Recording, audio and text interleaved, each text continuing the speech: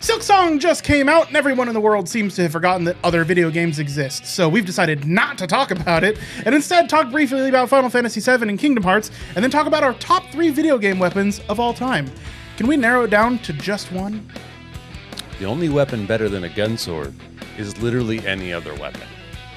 Hi, I'm Josh, and the best sword is a pork sword. I'm Andy. This is Video Game Tango. Sword.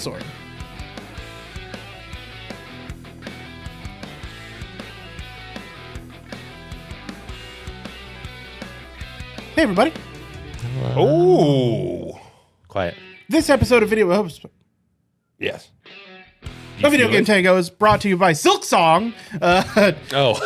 Yeah. Silksong came out this week, and that is all. That's everything that happened this week in video games. You go back to page 11 on IGN, and it's still Silksong. Yeah. It's actually crazy. There's some stuff happening in Silksong that we're not going to talk about. Briefly, I have a little bit of news, and then we're going to go into kind of a tier list. A little meta topic. Yeah, a little something to until we get back to some news. Wet your ear whistles. whistles. Yes. What? Gross. Don't do that. So Nick already used the veto tonight. That's why I didn't say anything. well, Andy beat me to it. Before we get into that, I do want to say that Tetsuya Nomura said that Final Fantasy VII Remake Part 3 is coming along smoothly and should be out on time. They have Post-birth? That might be what it's called. It's got to start with an R. It's Remake, Rebirth, Real Birth. Real birth. Yeah. Real birth. All it is a birthing video on YouTube. Yeah, things are on track for it to come out. They have an internal release date set, and they're saying that they should be able to make that no problem. In fact, they may adjust the release date earlier. I would personally, I think it's probably not going to be 2025. We're probably looking at more of like a 2026 or 20. Sorry, it's not going to be 2026. It'll probably be 2027. Yeah.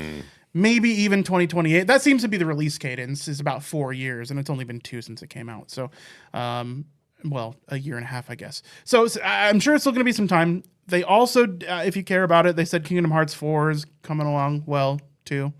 Probably more people care about that, honestly, than Final Fantasy VII, weirdly enough. A very distinct, yes, encouraged few. Yes. The people that are into Kingdom Hearts are really into Kingdom Hearts. So, hey, look, it's all good news. So, but they also hinted at additional Final Fantasy VII projects, which I've talked about previously. Final Fantasy VIII? The ultimate Final Fantasy VII project. Yeah. They did say that they may be doing like a movie, maybe even a live action movie, which that would be okay. To be quite honest, I would rather them just take the animation from like Rebirth. Oh, you said live action. Live action. Me. Ugh, no. I would no. I think it should all. Got Cowboy Bebop. Yes, exactly. Yeah, I think it should be animated, dude. There's like dozens of hours of animation in Rebirth already, and it's all incredible. It's all amazing. It's all absolutely S tier, God tier animation. The last animation that's in Rebirth is incredible. The way they capture characters emoting in subtlety and stuff, that needs to be the movie. Like, just do that. Think about like Arcane. It's animated, and you cry when you watch it. Yeah. So come on. And then like cry for the right reasons. Absolutely. But it's so for me. I loved because there's already been a Final Fantasy VII movie. It occurred right after the events of or a few years after the events of Final Fantasy VII. It's called Advent Children. Mm-hmm. And, it had really cool action scenes, some pretty good music, but the voice acting was awful. I mean, just straight up. Like, if you watch the dubbed version, totally fine. It's great. It's fine. If you watch, the subbed version. If you watch the dubbed version, though, it's kind of ass. Bad voice acting, bad casting, the whole nine, in my opinion. So, I don't know. I do see opportunity here if they just keep the current voices that they have in the remake games because they're all awesome. That could be a great movie. Stray away from live action. But yeah, I also can see some video games spawning from Final Fantasy VII. We've had that previously, but like, I don't know, redo Dirge of Cerberus. That had potential. It just was bad because shooters weren't good on console at the time. So retry that. I just realized something that if you're listening to this and you've never seen this, here's a good reason to come watch us. Josh's background is animated. Yeah. Didn't notice that. It's been animated all the whole time. Why is this background flashing? Yeah. It's like, oh, that's the smoke from a little house. Yeah. Okay. And yeah, it's got the flashes where there's so Josh's background here is the Don't tell them. They gotta come. They gotta come watch. Yeah, you gotta look. Yeah, we'll figure it out. Werewolffacts.com. Yeah. Yeah. There it Check is. it out. That goes straight to our YouTube. It's fun. We have fun here. So that's pretty much all the news that I cared about this week. Yeah. There is a little something, and dude, I'm free balling. I have like no notes here. The fucking what's his face? Kennedy. RFK. Yeah, he says that they're looking into violence stemming from video games when discussing mass shootings. So that's always a fun topic. It comes about once every 10 years or so, like clockwork. Yeah, of course. Yeah. So I'm sure there's going to be some news popping up from that eventually because the NIH is getting involved and they're doing studies on video games and violence, and I'm sure they're going to find some correlation until third-party investigators look into it, and they're like, no, there isn't. So suck it. Someone needs to make a video game of RFK's supposed life. Right? All the things he talked about. Honestly, like a GTA style free roam, but with a story, I think that would be great. I'm like cutting heads off of bears or whatever. Eating crickets and Honestly, shit. dude, it sounds like a adventure. fucking video game. There you go. Yes, actually, that might be kind of fun. I might cut this segment to the podcast because we might have to. We have to make that video game. Yeah. All right. So main topic. We are going to be talking about some of the best, most iconic, coolest video game weapons. In our humble opinion, anyway. No, it's facts. Well, yeah, we're kind of defining our metric by most impactful to us personally. Yeah. Okay, I hope. Because that's mine. Pretty much. And it's not necessarily the most powerful or the most used. It's just, and we each, kind of have our little metrics there. Yeah. Because we don't want to get into a Full Metal Alchemist versus a Dragon Ball Z style conundrum here, where it's like, well, there's universe-ending shit going on. Yeah. Okay. Sure. Fine. Whatever. It's coolness. It's whether they're iconic or not. It's how much fun you had with them. Innovation, that kind of thing. So we'll be discussing that. I'm curious to hear your guys's. I think mine. It would probably be really easy to guess mine. Yeah. So I'd like to hear your guys' first, if you don't mind. Yeah. Mine first. Are we just gonna let's just go in a circle. Yeah, we'll do one at a time. First one, second one, third one. Okay, I just wanted to make sure we weren't just lore dumping. Nah. To keep analysis paralysis down and not get too in the weeds, because I'm sure I could have spent a long time thinking about this. Yeah. I thought, okay, first category, weapon that is like, you get it and you finally feel like you're the threat, right? There's a lot of weapons that fit that category. Sure. But the earliest and most impactful to me into this day is just so satisfying to get, and you'd be like, now it's time to turn the tide, is the super shotgun from Doom. You do start off very quickly getting a shotgun in Doom, and it's great. But the power spike you get from this double-barreled, sawed-off shotgun, especially in the original Doom, it just turns things into salsa. Yeah. And that feeling of having to previously dump ammo in, to having this thing with a great over-the-top reload animation and a really beefy, chunky sound, it was just so satisfying. And, I mean, there's other great guns in the Doom series, but I just don't think anything tops that feeling of, now I'm safe. All right, now I have control. I'm not in any danger while this is out and pointing at people. So yeah, that would be my category for that. My weapon for that category. Yeah, no, I agree with you. I think this belongs on like on a tier list. It's an S tier weapon.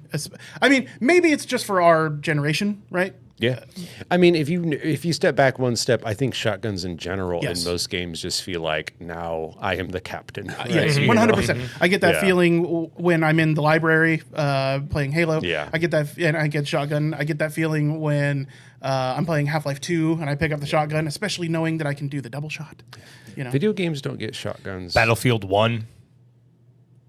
Yeah. the trench Through gun. the Ardennes, you know, Yeah. you're like, oh, yeah. Yeah. A second, video games don't get shotguns right, but video games get shotguns right. Yes. Right? Does that make 100%. sense? All Yes. right. Yeah. Oh, it makes 100% sense. Yeah. Yeah. No, you get like 3 feet away in Halo with the shotgun, and you can't kill anybody, but you get right up next to them, and it's always a one shot. Yeah. 100%. All right, what's your first, Josh? So, of course, mine is a weapon for a more civilized time. I'm talking about a lightsaber, guys. Now, Yeah. the lightsaber, it's a versatile weapon because movies and video games. As the originator of the lightsaber in video games, was actually just a couple years after it was in Jedi Arena, 1983, a Pong clone. Pong clone, Where yeah. you just blink, blink, blink. Now, from there, it's evolved into Star Wars NES, all the way into, like, it is the spiritual, like, grandfather of Beat Saber. I mean, like, all the way up It into VR, right? You're that's the whole point. That's Jedi training. Lightsabers baby. walked, right?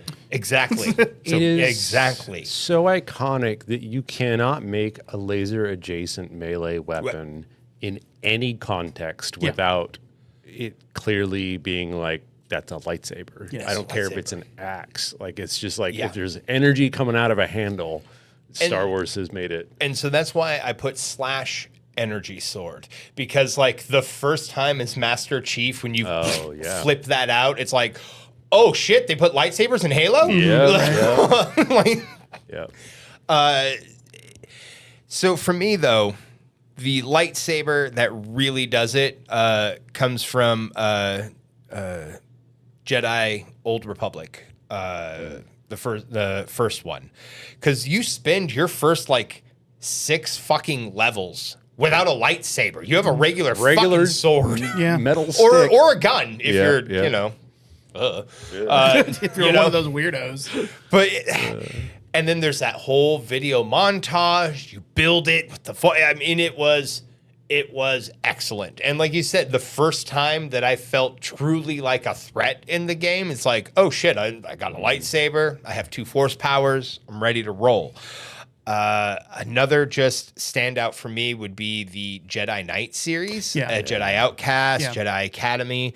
Like that was the first big step in my mind, for 3D, because you could duel in the game. You dismembered people like a lightsaber should. Honestly, Fallen Order and Survivor, they do a pretty good job with it. You know, so When you start incorporating the Force, especially in those games, because it does it pretty well. just there's so many games where you just feel so fucking cool running around with a lightsaber. You know how I know I don't have the Force? You mentioned lightsaber, and it's like, oh, I'll pretend I have a lightsaber. And I held up the green Sharpie to go like this, and then there's no tip on it. I was like, what's wrong? It was a green screen. It's like, what happened to my lightsaber? I'm surprised you didn't bring up Force Unleashed, because I thought some of the lightsaber action in Force Unleashed was really cool. absolutely. I mean, honestly, kind of goes without saying, especially, I can't remember the voice actor's name, but Homeboy knows the Star Wars. Yeah?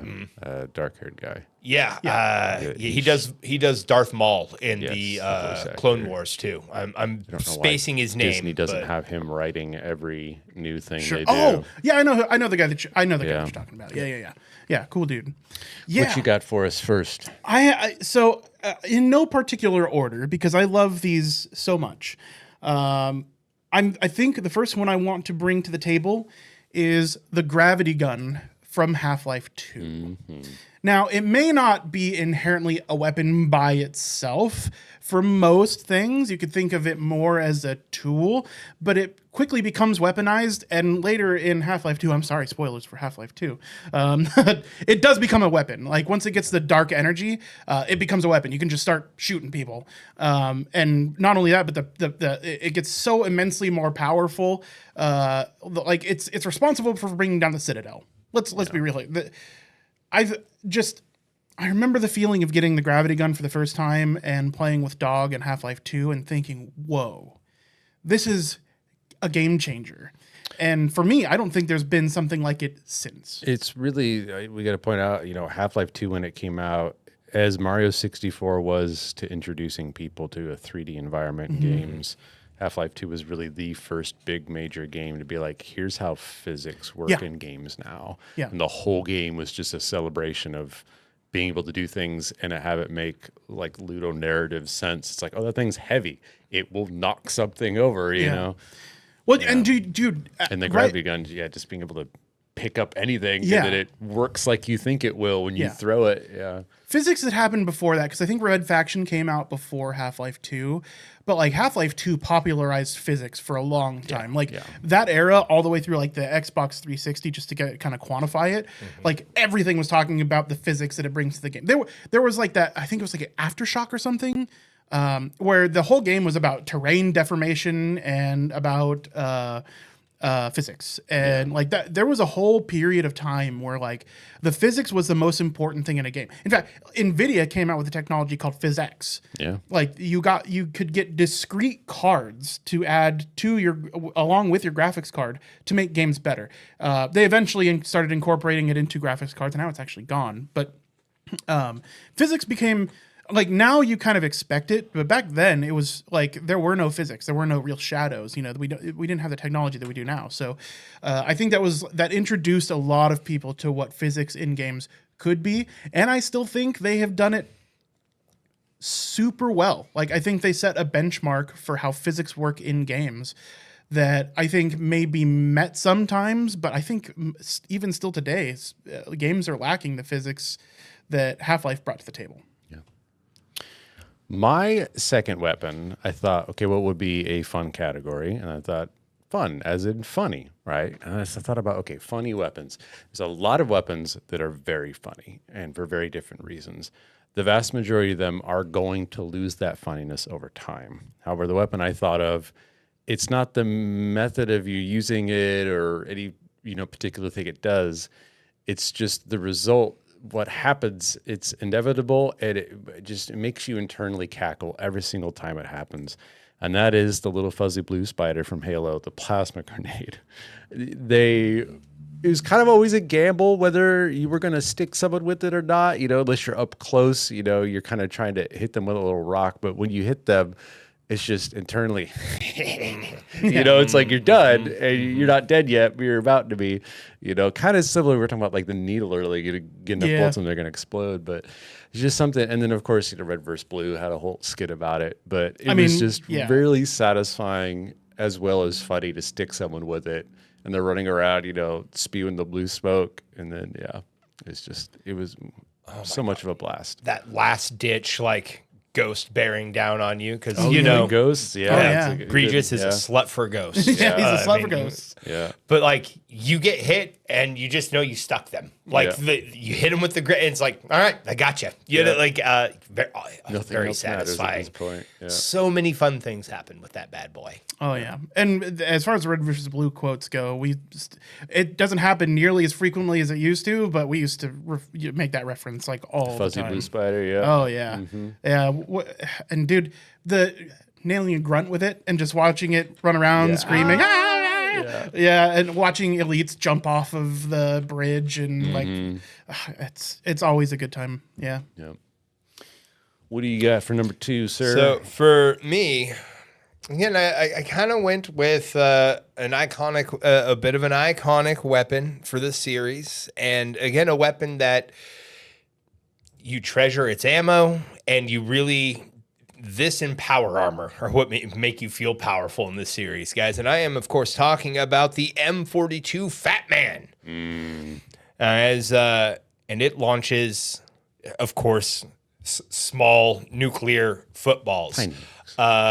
So just when you launch that bad boy, you know that you've saved it. You've been carrying it around for many hours. Poor dog meat has, or the Lydia equivalent in Fallout, one of your companions has been lugging this around, and finally it's time to unleash it. And it's great. Now, has it made its debut in Fallout 3? But it's been a staple of Fallout games since. It's been New Vegas, Fallout 4, of course, 76. It's even made it into the Fallout board game. So just, again, a staple of the Fallout universe. And when you see one, you know it. Like, it's, again, it's really recognizable. And even more fun, it has a real world counterpart called the Davy Crockett recoilless rifle. It fired small nukes just like that. Yep. It was developed in the 1950s, so very just of the era. You think to yourself, why would you want to launch a nuke close to yourself? Just go check out the Wikipedia article. We had a different set of metrics of what was acceptable back in the day. So it War crimes. Just the cool factor is on it.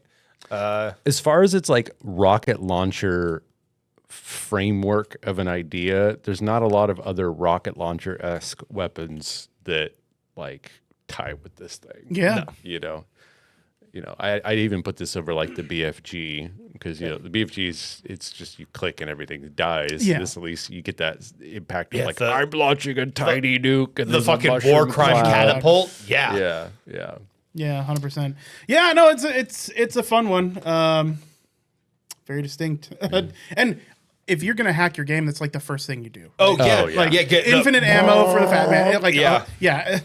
And it's also a good computer stress test if you're gonna give it a shot. Yeah, so I think my next one is gonna be, now I had there were two weapons from the same franchise that I was torn between in my top 3, and I figured I have to go with one. So I'm going to go with the slightly more iconic, maybe more fun, I don't know. But it is the Lancer from Gears of War. The original Lancer, not the retro Lancer. It's a chainsaw on a gun. Yep. You get to run around as giant brutish dudes in armor and chainsaw alien underground dudes to death. You get to watch them split in half. It's not only that, but dude, I mean, the amount of hours that I put into Gears of War, especially 2 with Horde mode, and playing Horde mode day 1 on the hardest difficulty, and how clutch that fucking Lancer came in because ammo was just so important. So important. So just making sure that I could hold the wall, and me and my buddy Colin could hold the wall, kill all the grunts as he's taking care of the others. It was like, I don't know. I grew a bond with the Lancer. I can't play Gears of War without the Lancer. On levels that I'm forced to start without the Lancer, I'm like pretty disappointed, right? I need one. It's like the moment, and that's actually true. When I was playing, I played mostly with Colin. When I was playing with Colin, I got first dibs on Lancer because at 100, I mean, the torque bow was awesome. What a great fucking weapon. The honorable mention here is the Hammer of Dawn. The Hammer of Dawn is such a cool weapon. Orbital lasers, man. Dude, so cool. And just being able to control it in such a small battlefield and just watch it pummel stuff and coming in clutch, just so much fun.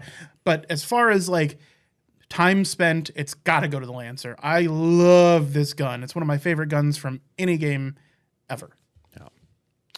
It's a blast. I mean, the amount of time they must have spent working on the animations and the feel of when you do get to be up close, because you get this nice little combat gameplay loop where it's like the closer you are to the enemies, the more danger you're going to be in because you have less cover. They can more easily flank. But there's a critical threshold where if you get close enough, you can rush them. Yeah. And then if you rush them, you get that Gears of War like first right over your shoulder, intense camera, and it creates such a satisfying, like Pavlovian loop, that it never gets old to rush up to a locust and just rip them down in half. And dude, the rapid reload system they have in that game, brilliant. It's a mainstay in so many games now. If you're good at doing it, it's like an endless stream of bullets. The thing might as well be a fucking minigun. Yeah. I love it.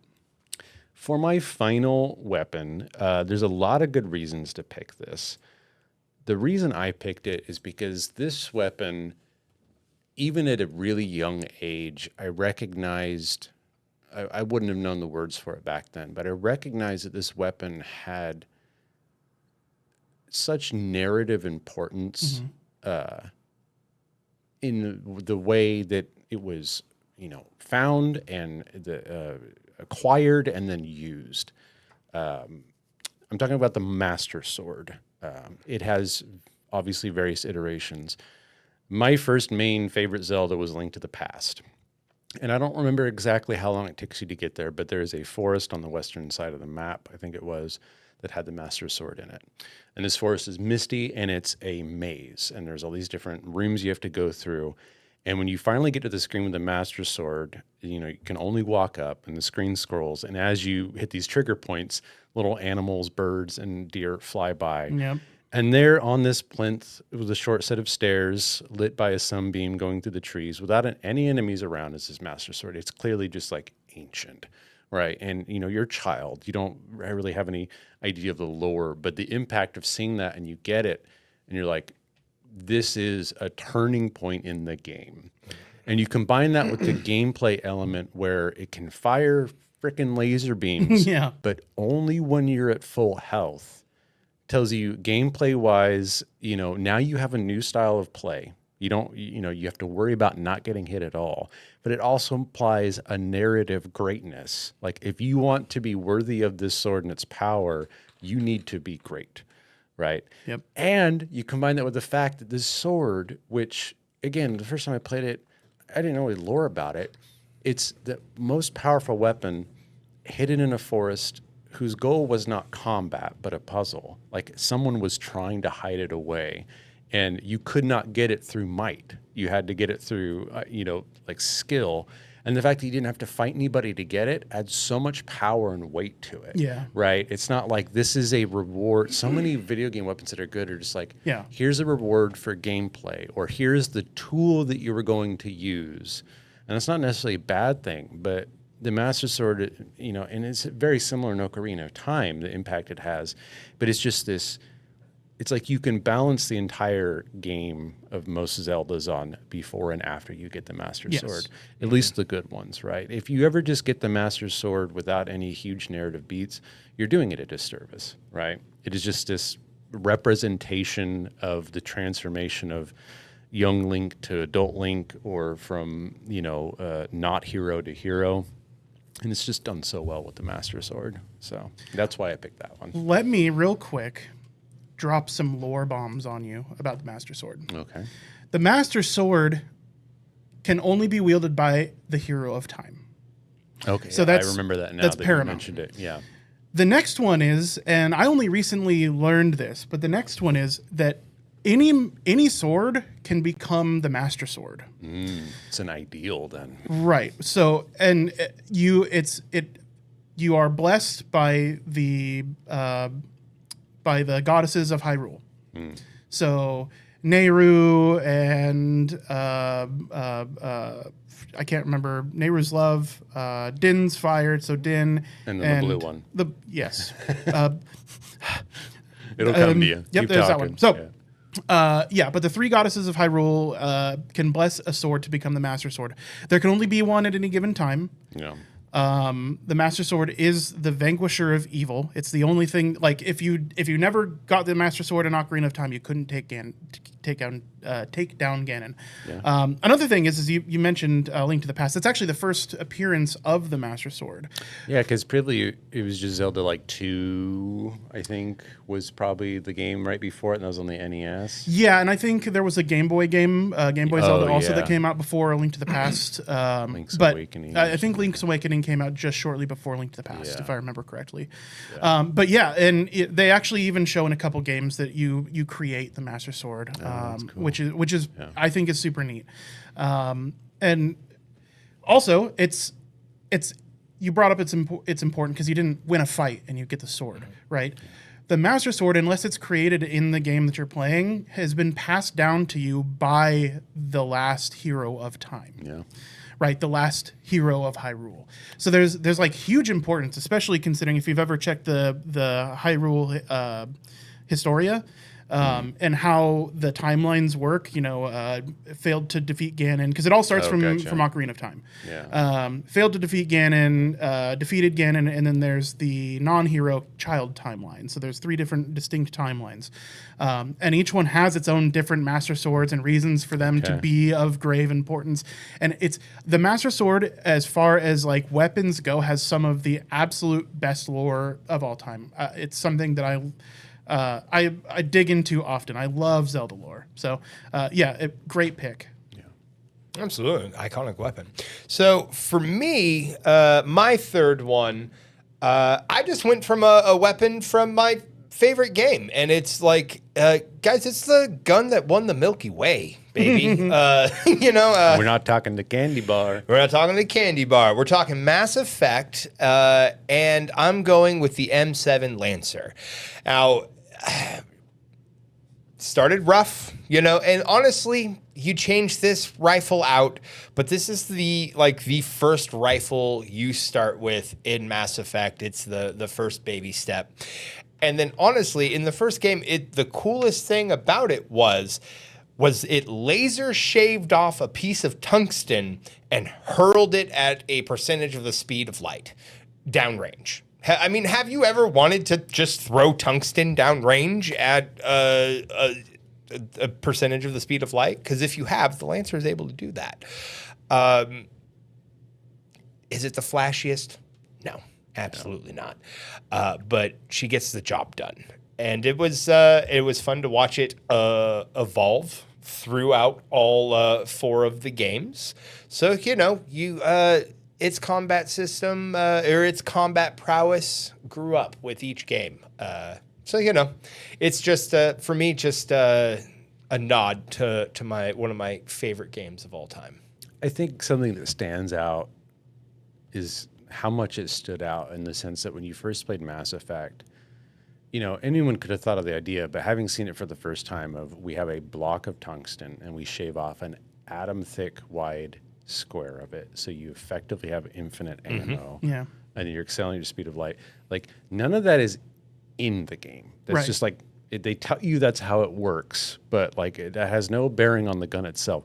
But it's so fucking cool that like it makes the gun feel amazing. It's just so sci-fi. It's like my ammo isn't ammo, it's heat, right? It's like heat weapons work do, but just the way they described it, it's like this is like just the fucking coolest gun. Yeah. So. Hundo P. Mm-hmm. Now, I do need to make a correction, and Nevis in chat is 100% right. Thank you, Nevis. Nevis brings up that Skyward Sword chronologically comes first before Ocarina of Time. That is correct. What I meant by the start of it is the start of the branching of timelines. But yes, chronologically speaking, Skyward Sword is the original hero of Hyrule. And then you have the hero of Time that started the branching of timelines. So that's 100% correct. And that is the first chronological appearance of the Master Sword, because that link creates the Master Sword. At least the first one. What's a real push your glasses up on your nose moment there? Heck yeah. Well, they're right. They're right. And I want to point that out. Like, I misspoke. Ocarina of Time is where it branches off, but the very first, chronologically speaking, is definitely from Skyward Sword. Just another reason why you should watch, Yeah, correct us live. We'll take it. Absolutely. You could have read that 5 minutes ago. So moving on to the last of our weapon mentions here. One of my absolute personal favorite games. I don't know if you could tell. It's something I don't talk about very often, like at the very beginning of this podcast, is Final Fantasy VII, and it is the Buster Sword. I think, like, I have never looked at the cover of a game and thought, this is the coolest game I have ever seen in my life before playing it. I looked at Cloud, looking at the Shinra building. Nick got Final Fantasy VII for his birthday. Hadn't put it into the PlayStation yet, and I looked at that cover and I was like, there is no chance that I dislike this game. Yeah. It's the first time my Western brain had ever really seen a massive sword, and there's plenty of games that, like, if you want to talk about massive swords, Monster Hunter, like, come on, they have swords that are bigger than They our town. technically come bigger. Right. Yeah, they do. But it's the first time I've ever thought, like, swords can get that big. Now, obviously, they can't actually be wielded, but I think what makes it cool, it's not just steady. It's not just the sword that is cool. It's also the character that wields it, right? And it's the story that comes along with it. It's actually just one of the base weapons for the group of soldiers that are called Soldier. Other people wield it. In fact, one of the main characters of the Final Fantasy VII franchise is the reason Cloud wields the Buster Sword, Zack Fair. And the one that Cloud wields happens to be Zack's old Buster Sword. But I think it's a special weapon to me. Like, when I played Final Fantasy VII Rebirth, even though it doesn't have as many materia slots as the later weapons in the game, I wanted to see Cloud wielding the Buster Sword in the last cinematic of Rebirth, so I switched to the Buster Sword. When I played Final Fantasy VII Original for the first time, even though it's only got 2 materia slots and it doesn't grow in materia slots like Rebirth's does, it only has 2 materia slots, and that's how I killed Sephiroth. It's got some of the worst stats of any of the swords in the game, and that's how I killed Sephiroth for the first time, because I thought it was inappropriate to wield Ultima Weapon against Sephiroth when it's the Buster Sword that needs to take him down. And that might be lore that's just in my head, but at the end of the day, like, I think just about anybody, whether they've played a Final Fantasy game ever or not, whether they know Cloud Strife or not, whether they've paid any attention to JRPGs in their lives, could identify the Buster Sword and may even know its name. And I just think it's one of the most iconic weapons of all time, one of the most recognizable weapons of all time, and absolutely one of the coolest weapons of all time. And that's my list. That's my list. It's a very good list. Good list. So, And yeah, iconic. It doesn't get much more iconic than that. now, if we had to narrow it down to, out of these 9, which one is the coolest, the best? If you had to pick the number 1 weapon in all categories from these 9. From these? From these. Okay. So let's each pick our top 1 of our own 3. And Okay. then we'll compare the 3. Yes. Right. 100%. Okay. I'm just going to go forward with mine. It's a Buster Sword. Combine's a Master Sword. Yeah. Lightsaber. Oh, boy. Turns out swords, Woo! coolest weapon. They just are. I mean, they may not be the most practical thing in the world. Guns beat swords. Yeah, absolutely. But they're the coolest. As Not always in the sunny, as always sunny has shown us guns beat swords. Yeah. So, can you guys give me arguments? Arguments? Mine just has narrative importance. Yeah. I mean, like in a almost like a meta level sense, right? Obviously, there's huge narrative importance to lightsabers and to. I mean, they all have their narrative importance. They do. It's just- They come at a different angle. This right? is an actually I'd say the hard lightsaber choice. and the Master Sword are very similar in their like narrative importance. Yeah. Because they make the Jedi, they make the hero. So it's archetype there. Yours is just a big slab of iron. That's really fucking cool. Yeah. Amen. It made it to the top 3, just being really cool. I think the one I want to be hit with the least is the Buster Sword. That's Where my Well, the Buster Sword you're wins because it's lightsaber. It just, I'm I don't done. know, dog. Like, Disney has shown us that being hit with a lightsaber isn't. I mean, assuming I don't die from one of these sword Maybe strikes, you just poop different the, now. The lightsaber is just Yeah. instant cauterization, right? I Yeah. mean, you got that going for me. Their Master Sword, it's a sword, but it shoots at lasers. Yeah, so it's like it's a lightsaber from 40 feet away. Yeah, and it's gonna judge you when it hits it's you. going to judge me. That one, it's it might not kill me in one hit, and I have to live with the ramifications of being hit by half a train. Now, it also does hold materia, so it allows you to have magic so of the there's type. Oh, yeah, so you put Kira in it so that you can just repeatedly cut me in half. To 100%, or poison, or Firaga. Colon cancer material. Or a comet. Yeah. Lupus. So I've been I stabbed. think super powerful, but this is all categories, so maybe not necessarily the worst to get hit by. It also does shoot lasers. You get limit breaks. So Yeah, I think I will throw my hat in the ring for the Buster Sword. okay, interesting. Josh, I'm sticking with the lightsaber, Doug. yeah, Absolutely. give me the argument. I mean, cut the Buster Sword right in half. I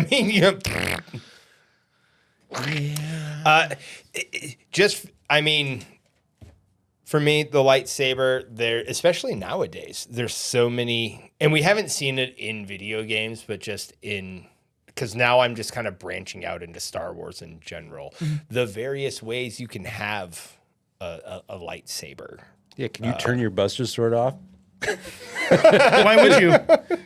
So you can turn it back on when they're least expected. Well, that's actually a switchblade version of the Buster Sword to be all right. Honestly, as far as like these three go, I think in video games, I kind of have to give it, I think, more to the Master Sword, because it does. I understand you can put magic on the Buster Sword, but the Master Sword, that feels like it's Thor's hammer, right? That's like Mjolnir and Excalibur rolled into one. The hero's journey. Yeah. So I guess I'll give it to the Master Sword. Plus, there's only one of them. I mean, lots of people build lightsabers. Fuck me. Why did I have to go last? Now you have to pick the lightsaber, and that way we'll just pick each other.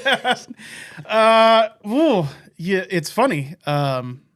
The lightsaber is an incredible weapon. Yeah. I mean, You can make toast with it. it's got so much utility, but there is decorum that you have to hold with a lightsaber as well. Like, you're going to be, not necessarily, because not everybody does, but if you're a Jedi, there is certainly decorum and ways that you have to use your lightsaber, right? Mm-hmm. There are rules around the lightsaber. You know what doesn't have rules? The Buster Sword. In fact, it's like You bust a motherfucker with it. Yeah, exactly. It's called a Buster Sword because you bust a motherfucker with it. It does allow things like the use of magic. It does grant you things like limit breaks. It does really cool stuff. The way it's wielded is fucking awesome. But I choose the Master Sword. I love the Buster Sword, and it is like, as it's a razor thin choice for me. But yeah, it's for there's subjective or just really split hairs because they're all so cool. But what made the Buster Sword legendary is a single character, versus the Master Sword is legendary for all characters, it's right? a characterized ideal. Yeah, and it is something that you earn. And pulling Ocarina of Time, pulling it out of the pedestal for the first time and becoming Adult Link was like hugely impactful for me, and like gave me perspective on like a lot of things.